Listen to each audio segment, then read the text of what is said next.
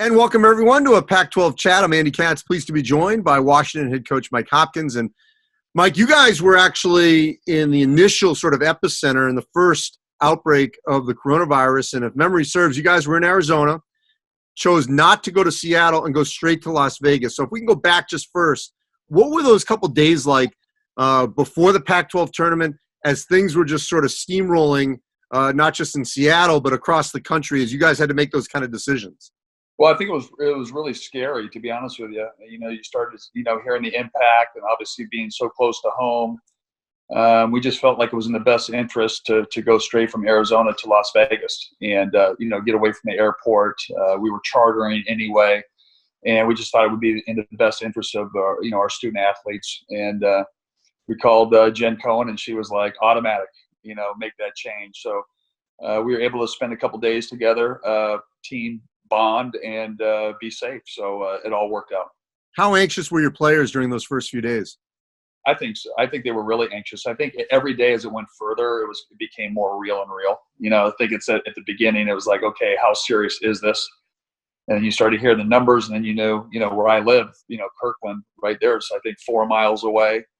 We had players texting me at night, like, are we going to be okay? Is this really safe? And, you just try to encourage them to, everything's going to be okay. And it's not really affecting the younger. At that time, it wasn't affecting an 18, 19, 20-year-old strong, athletic kid. It was more hitting, the between 60 and 80 years old. So I think there was always concern, but we hopefully were able to calm them down. And then once you guys left Las Vegas after the one day of the Pac-12 tournament and went back home, what was it like on campus in that Seattle area in that immediate 24 to 48 hours as everything was starting to shut down? Well, we had, unfortunately lost to Arizona in the first round, and we were back at the hotel. We were supposed to leave the next day at 4 p.m. I was with my two sons and my brother. We were eating dinner at the hotel, and it was, came over that Rudy Gobert had it, and now they're going to, shut down. I mean, it was just like this fast. The NBA shutting down. It was like they're not going to play the rest of the season. And I'm calling Jamie Zivanovic. I'm asking him, how's everything going? The league, like, what's going on? And we decided to get on the early flight because there was rumors that the airports were going to shut down. And so we wanted to make sure that we had everybody home and safe. And so we decided to get up early the next morning, get there at 8. We came in and have a meeting with and talk about, our trainer, Pat Jenkins, talk to them about social distancing and kind of the reality of what's happening. And if you have any symptoms, this is who you would call.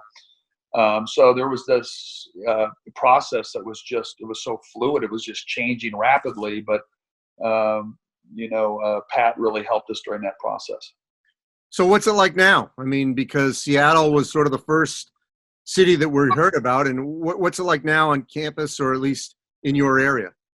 Well, you know what? Another thing that I did mention, Andy, a lot of our guys, we have some East Coast kids, and a lot of their families wanted them to be home with their families, and so we had sent the university that allowed them to go and be with their families, and that was pretty difficult not having them here. And then obviously the governor came out and talked about we had to stay in our homes and such like that. So it was just this transition to see how can we stay connected. And you see Zoom. I'm sure we all said, I wish we bought stock in Zoom. But it was one of those things where, how can we be connected? How can we give them updated information? How are we going to do the academic piece? We started our quarter on Monday, and I think everybody was just kind of learning day by day. But our academic staff, Kim Durant's staff, has done an amazing job getting these guys organized. Every morning at 9 a.m., we have a Zoom meeting as a check-in. We're trying to keep them consistent. We talk about nutrition. We talk about all these things that they need to do on a day-to-day basis. Which Cameron Dollar had the greatest thing. He says, is there a Zoom etiquette? And what's the Zoom etiquette? There is. There actually is. There is. And so, it was great. We're trying to educate these guys, and it's been working so far for sure. All right. In terms of, you've got the connection down, at least connecting with your players, but staying in shape. Every player may have a different situation. Some might be in an apartment, and I don't know what your group is, but some might be in an apartment. Some might have a hoop in front of their house. Some might be able to run in an open area. How are you handling each player maybe having a different set of circumstances in their close proximity of their environment? Just again, like educating Todd Tukin, our strength coach, who does a great job. Like, he's done YouTube videos, just kind of like, if you don't have weights, this is some things that you can do with books or whatnot. Or he gets on the phone and he walks up the stairs. And for most of the guys, is how can you stay active? So we're not really allowed to have any team type of events where we do a conditioning part. We can just kind of give them examples of what they can do and should do. But the number one focus for us has been their health and wellness, making sure that they're, the social distancing. We say that 3, 4, 5, 6, 7, 8, 9, 10 times a day. Because a lot of these kids, they think they can go out and do certain things, especially when they're at home. We can't control that. Just constantly educating them on that. And then academically, I think the biggest scare is when your kids aren't there, and it's hard to hold them accountable, running in the morning if they're here or whatnot, to make sure that they're in those meetings. And it's actually been great because they send us all these Zoom meetings with their mentors and with their tutors. And even though we're only 4 days in, we have access to it. So we can just jump on in a meeting and see how they're learning, what they're doing. And it helps us connect maybe a little bit easier than it would during the year. So Isaiah Stewart, no shock, declared for the NBA draft. But, from my vantage point, I thought he had great buy-in, even though he was a likely one and done, and really was invested into this program, into this season.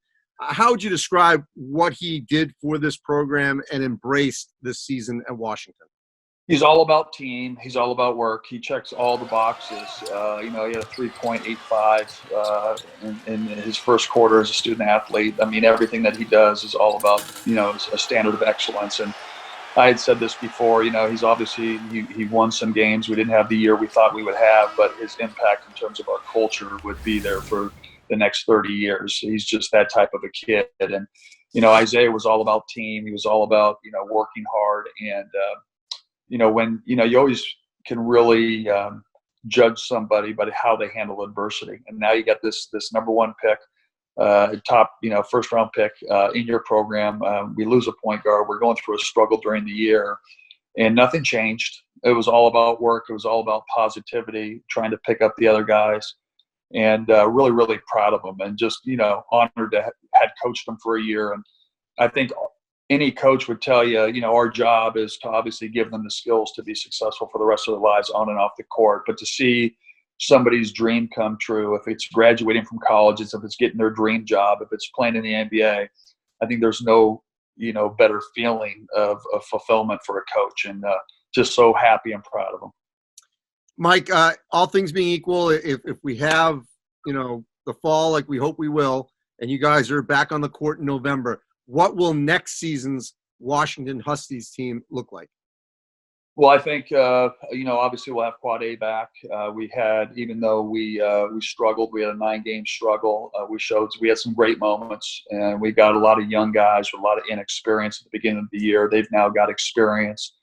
They got a lot of time, and we've learned a lot. And I think anytime, and, being older, I think really matters. And so going into next year, we'll have 3 seniors, Quad A, Nas Carter and Hamir Wright, guys who have had, 2 of them had played for 4 years here. It would be their 4th year and have a lot of experience. Quad A is obviously an elite point guard. Jamal Bay's got a year older. We had 2 big guys, Brian Penn Johnson and Nate Roberts, who are 2 guys that could have played for any team in our league and probably should have earned minutes for us this year. They're chomping at the bit to get on that court, which I think will be big contributors this year. Marcus DeHonis got a lot of minutes. Raekwon Battle's an elite shooter. But I think that the most difficult part of this time is, after we had the season we had, you want to get on the court, you want to start working. But they all have great attitudes. We've got I'm not allowed to talk about it, but we've had some newer guys that will come into the program. But I'm really excited to coach this group. I know that they want to have a great year. They'll work for it, and we should be pretty exciting to watch. Appreciate it, Mike. Stay safe, and hopefully sooner than later we're going to be on the other side of this. Andy, you're the best, buddy. Thank you very much, and go Dogs!